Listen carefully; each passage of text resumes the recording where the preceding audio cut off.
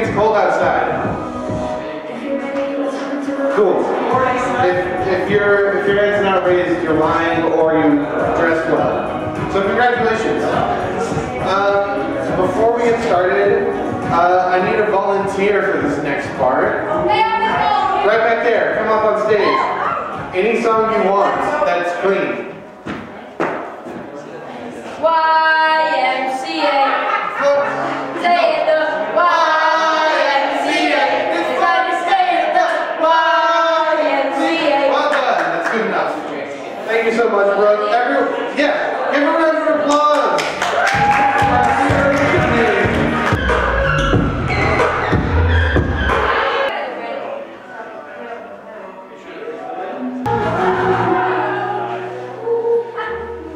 Who's not a fan of the YMCA? I'm one of those people. We're playing. Amy made up this game. She has a patent on it. Amy made up Plinko. I had some help from Jimmy Fallon. Yeah, so this is Drinko. Drinko. We need people to come and you're going to drop these little things I can demonstrate. down and whatever it lands in, you get to drink. Yes. So if you get orange juice and coffee creamer, they'll mix them in a cup for you and you drink it. Put your two Plinkos in there. I practiced this earlier. Oh, you try?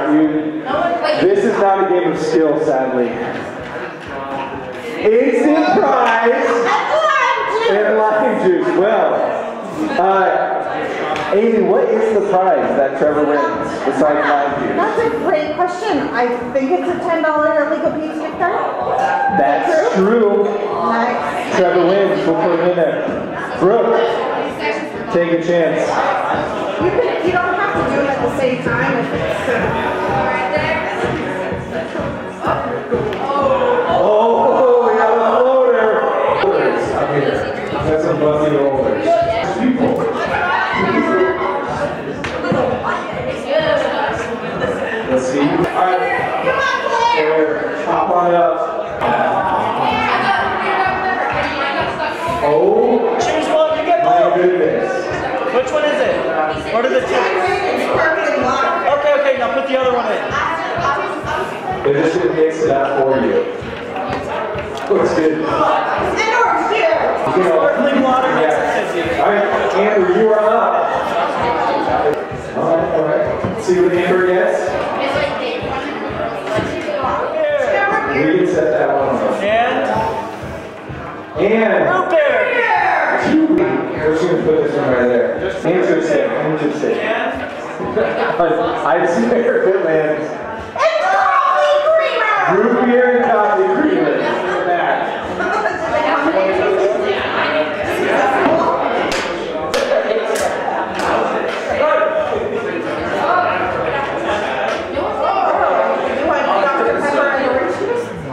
Wait, what?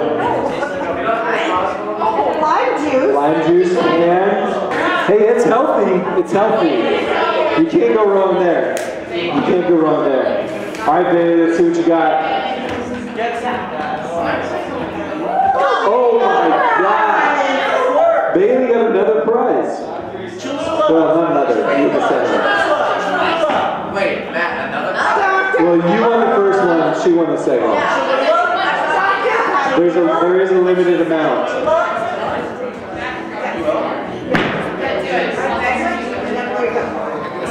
What are we looking at? Sparkling water. It's not a bad start. Not a bad start. And Gatorade. Sparkling Gatorade. Listen, I mean, maybe someone here tonight like learns a new comfort drink at home. Like, sparkling water and Gatorade is still Root beer and Tapatio. also horrible. You didn't know. I'm Brady. Y'all know me. Alright, I just have a couple announcements. Like every week, we've got Wednesday night program again next week. Same time, same place. Nothing too confusing. Hopefully I'll see you all there. And then Sunday mornings we've got Sunday morning program. Pancakes, yes, they do have pancakes. Pancakes. Every Sunday morning. If you're looking for a place that is a little more spiritual, you want to dive deeper into your faith, Sunday mornings is that place. As well as quesadilla lunch every Wednesday from 12 to 2:30. whenever you show up. Great. All right. Did you know this? I don't work here. What do you mean? I'm going to pray, and then Matt's going to come up here and talk. All right. Dear God, thank you so much for another Wednesday and for another chance for us to come together and learn about you. And God, I just pray for Matt and his talk, and that we are all able to sit back and relax and open our hearts to for what you have to tell us. And God, I just pray for our weeks and that the rest of our weeks go well. We love you. In Jesus' name, amen.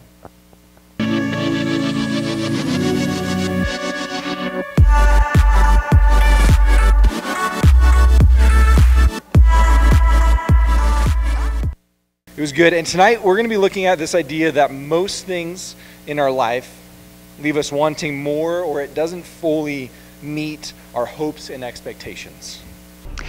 Fill these jars with water all the way to the brim. Why? You heard him.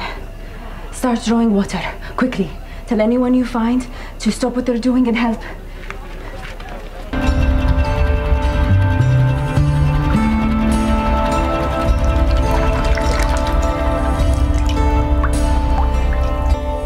Go draw some out and serve it to the master of the banquet.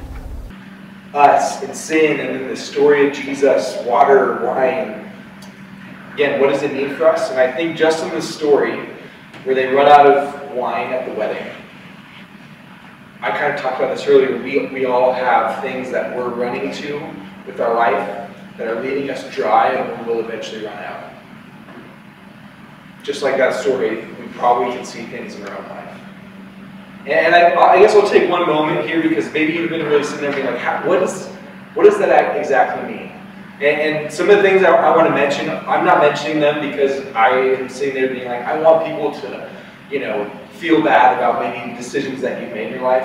I'm mentioning some of these things because I think as I've sat and talked with a lot of you, there are patterns that I see over and over again of oftentimes what feels like we're searching for something. 3 years later, eventually every person comes to their own place and is like, this isn't for me. So like one example is the drinking party lifestyle. I'm not saying you're being like, that's you, then you need to leave. What I am saying is when I sit with people, often what I see is that pattern starts as, yeah, I'm getting exactly what I need from deciding that, and give it enough time and get it long enough, and actually the people that I've sat with, they usually don't ever get what they want. Give it enough time and give it enough energy to that lifestyle. Again, if that's you and you're sitting somewhere in that, I want you to discover your own process. But that's one practical way that I've seen this idea of, hey, I'm doing this. So I can take another spin, and someone spends years and years being a good athlete. They're training, they're figuring out how to work on all their skills, on their athleticism. At some point in time, that it won't live up to what it once was. Or it can't continue to feed into that. Like maybe you've reached the peak that you can reach, and guess what? When you turn 40, those people who are 40 aren't professional athletes. Most, all right? Those people aren't in general.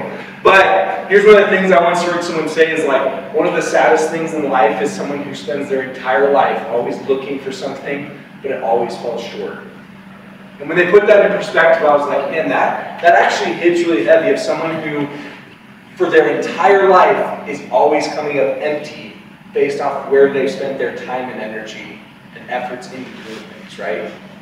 So I wanted to just kind of take a pause and maybe pull apart some things that, as I've sat with you and as I've sat in my own life, those are maybe some things. So looking at the habits, maybe the lifestyle, maybe some emotions that you have about things, those are places you can look to recognize, hey, how have I been showing up in those areas that actually, when I really spend some time looking at it, it's maybe not actually getting what I was actually hoping for. So to jump back into that story is just like that story where they looked to Jesus for help with their dilemma at the wedding. I think we too have the same vacation to look at what we've been talking about as our sin and find more opportunity for something different. Take it one step further, I think we have an invitation to ask Jesus to do something when we ran out. And I didn't want to leave this of just like, hey, run to Jesus, hey, look at your sin and good luck. Like, I wanted to give you something that could be helpful. And so the 3 C's is what I called it, in looking at your sin to see how you could maybe move in a healthy direction. So we'll throw them up on the screen. But the first one, these are kind of in a practical order, okay? So the first one is confront, meaning you got to look at it. You can't just play the avoidance game. If you guys know me, I'm a 9, so I want to live a very peaceful life. That first step is hard because I gotta step into an unpeaceful setting. All right. So the first part for anyone to look at and be aware is you got to confront, meaning take time, address the problem area, the habit, or the emotion that you carry with you. But again, first step, you just have to face it. All right. You got to pay attention. The next one is collect, which is gathering data about what it is that you're confronting. All right. So meaning, what are these habits that you're looking at? Like, when are they triggered? Or when, like, how are you feeling when you're seeing these habits or emotions take place? What's going on? Are you hungry? Are you sad? Like, recognizing what's going on emotionally, physically. Again, you're remembering, like, you're gathering data to then be able to take that and move into the third step. All right, so this is, to me, is like you're doing film work on the upcoming teen you're playing, or you're essentially studying for an upcoming test, right? Like, you're gathering data in order to set yourself up for success. So you've confronted it, you've looked at it, now you're moving into the collecting piece of, hey, I gotta start recognizing how these things are showing up and what the impact is when I decide to say this to that person versus a different alternative that I had maybe never thought of because my gut reaction is to do this. And that last third one is the cultivate. Like, you got the data, you faced the thing that you want to challenge, and now it's time to grow, right? So you got to cultivate that. You're now aware of the areas you need to grow in. You're aware of what's triggering them. You're aware of maybe the unhealthy things that might be leading up to that moment, and now you're aware that you need something more, right? So that's the part where maybe some of you are like, hey, I can look into following Jesus for that something more. Like, maybe there's something that he teaches about life that I can hang on to. Maybe Jesus isn't your thing and you're like, okay, I can get behind that and still figure out, all right, if that wasn't fulfilling what it is that I was looking for, then let me try something else, all right? And so I think clearly for just what, I'll close with this last little final thought. And I don't have it. Maybe I'm looking at my phone right now. I forgot to put it in here, so I'm going to do it my best off my memory here. But someone described it this way, and I don't think I have a slide for it, but that sin is ultimately the burden that removes my peace and joy that can be found in Jesus. That's how someone worded that. So sin is this burden that I carry that will remove me away from the peace and joy that can be found in Jesus. So, sorry I don't have that all just clear in my thoughts here, but that's my kind of last closing thought is that it's sometimes maybe hard to look at the things that aren't going well in our life, but my encouragement to you is that I think when we find a place where we sit in complacency, that is a really scary place for us to find ourselves going down a rough path. We feel like our life, we figured it all out, there's nothing to look at, there's nothing to try to grow in. I think that's one warning sign that, hey, I think it's time to maybe look at these 3 C's and work on growing. So what we're going to do here is we'll split into 3 groups. What is your favorite habit that you do to relax? Going to Barnes & Noble, I got a sticker by the number book. That thing's great.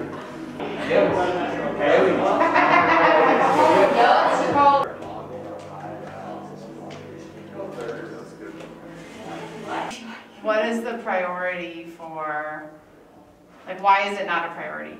Is it the changes? Is it the... I feel like it's like school because like you go from like